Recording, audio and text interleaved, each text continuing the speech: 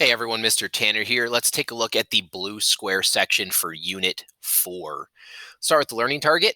For the blue square section, it says, I can model plate boundaries and predict what features are likely to form at different types of plate boundaries. So not only do you need to be able to show which direction plates are traveling at different boundaries, but you should be able to say, what features are going to form. Will there be mountains? Will there be volcanoes? Will it be a rift valley, island arcs?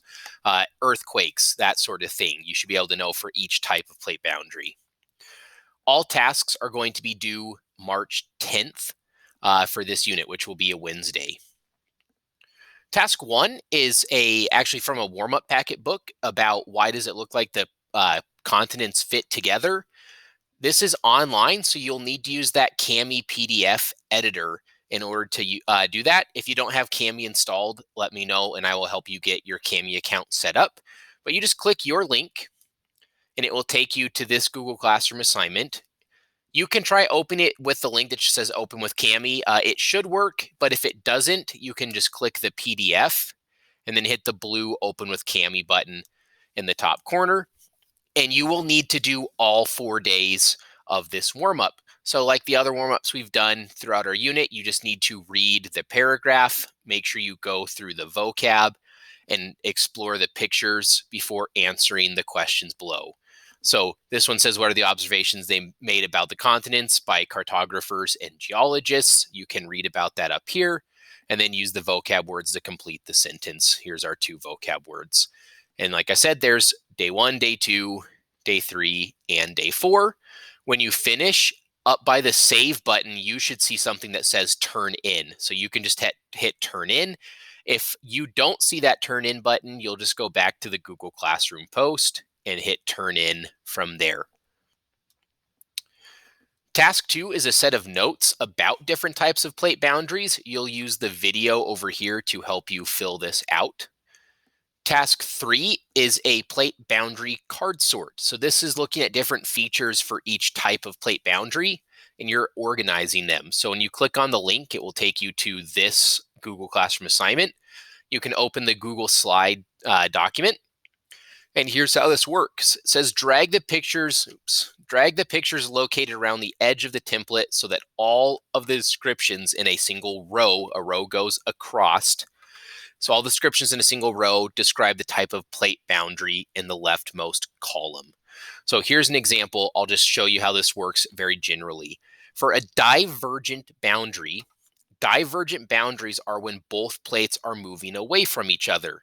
Well, let's start by looking at the pictures. Well, here are the plates that are moving away from each other. So I would drag that picture into the divergent boundary section, right? And then we can keep going at divergent boundaries. I know that one of the features we get is a rift valley. So I'm going to start looking through the second column. I see the Himalayas, I see the Aleutian Islands, Iceland, Great Rift Valley. There's a Great Rift Valley. So that's also a feature of divergent boundaries. So it would go into the same row. And then once you've completed that row, you could go to a transform fault or a transform boundary and fill it out correctly from there. These are organized by columns, so they're all the same pictures. These are all locations. These are all features. And then these are all definitions on the far right column. So in each column, there's one item for each type of plate boundary. Task 4 is another warm-up packet that you'll use Cami to complete. Again, you'll need to do all 4 days. It's what happens when continents collide. So that's this assignment here. Again, you'll open it with Cami and you'll do all 4 days, making sure to turn it in when you are done. So this one works very similarly to task 1, but it's a different set of questions. Task 5 is a GIM kit. So you're going to look at different types of plate boundaries. I forgot to change this. You do not need $10 million. It is $300,000, not $10 million. I'll make sure to change that. And then finally, task 6 is modeling plate boundaries, where you're going to spin the wheel to choose the type of plate boundary. So for me, I got continental oceanic convergent boundary. So I would need to draw using some sort of software, whether it's paper or Google Slides or Microsoft Paint or whatever other tool you can come up with that you could model this plate boundary.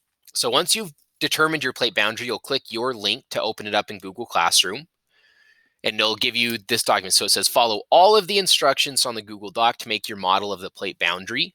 If you decide to draw your model, please do so in your science notebook. So if you're going to hand draw it, you will just go to the next page of your science notebook and hand draw it in there. If you're using any electronic tool like Google Drawing or Microsoft Paint or Tinkercad or anything else that you're familiar with, you're going to make sure you turn that drawing, that electronic model in here. And if we actually look at the assignment, here's what your model needs to include. So first, you'll say what type of plate boundary you'll be modeling. Well, I know because of the spinner that I would be doing a continental, oceanic, convergent boundary. So that means that a continental crust and a piece of oceanic crust are colliding. Next, you would need to say what tool you're going to use to actually model that. So you could write my notebook, or you could just say, Microsoft Slide or Google Slides, PowerPoint, Microsoft Paint, whatever you're using, you're just going to list that there. And then it tells you what your model needs. So it says, use the tool you chose from step 2 to draw an example of your plate boundary. Your boundary should label the type of crust, whether it's continental or oceanic, as well as any physical features you would expect to see at your plate boundary.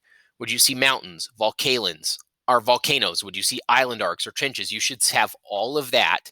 And then you also must mention if crust is being created, destroyed, or deformed. We can add or deformed in here. Remember, we are constantly recycling the crust on Earth. It's not every time we make new crust, it doesn't grow bigger. The Earth doesn't, because other crust is also being destroyed at different types of plate boundaries. So you need to talk about what's happening at yours. And then you also need to look up, using Google, 3 different locations on Earth where you can find that type of plate boundary. So you'll need to look that up online. And if you're struggling with that, I'm happy to help you. And then it lists everything that your model needs in order to get a 4 on that assignment. So it shows the name of the plate boundary, accurately shows what type of crust is at the plate boundary. It accurately shows through images or written text what physical features are associated with my plate boundary. Maybe you're not the best artist in the world and you can't draw a perfect volcano. Label it as a volcano. So either text or physical, if it's drawing, either works. My model contains at least 3 examples of locations where this plate boundary is on Earth. You're using complete sentences when you're describing your plate boundary, and you have proper grammar. So proper nouns are capitalized and the words are spelled correctly. That's what you'll need to do to get a 4. If you chose an electronic tool that you don't know how to attach to Google Classroom, make sure you ask for help on that, and I'll be able to get it attached with you and turned in. Once you finish the modeling plate boundaries, you can show me your science notebook pages or turn them in online. The only thing I actually need to see is your notes. Everything else is online for this section of Unit 4. And then you can take your level up quiz as many times as it takes to get 100%. And then you will be done with the blue square section and you can start Black Diamond. Thanks.